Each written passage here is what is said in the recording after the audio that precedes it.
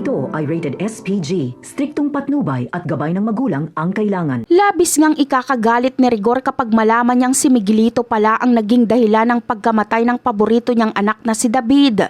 Bagamat nasa panig ng mga gerero si Rigor, ay agad din itong babaliktad sa oras na lumabas sa kanyang imbestigasyon na si Miguelito ang pumaslang kay David. Hindi nga magdadalawang isip si Rigor na kalabanin ng mga gerero dahil para sa kanya ay wala nang halaga ang buhay niya ngayon kung wala na din naman ang nag-iisang tao na sobrang bilib sa kanya at nag-iisang kakampi niya sa panahong iniwan na siya ng lahat. Si David ang dahilan kaya patuloy pang lumalaban si Rigor sa buhay dahil alam niyang meron pa siyang pamilya. Ngunit ngayong kumpirmado na ang pagkamatay ni David ay wala nang pakialam si Rigor kung matatanggal ulit siya sa serbisyo kung kakalabanin niya ang mga gerero.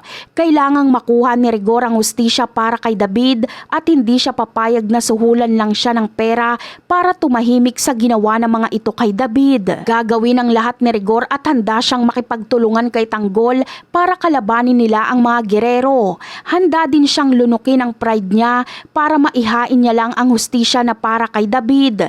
Kaya sa mga susunod na episode ay dito natin matutunghayan kung paano pahihirapan ni Rigor si Miguelito at kung paano si Miguelito magmamakaawa kay Rigor para lang buhayin siya nito. At yan ang aabangan natin. Bye!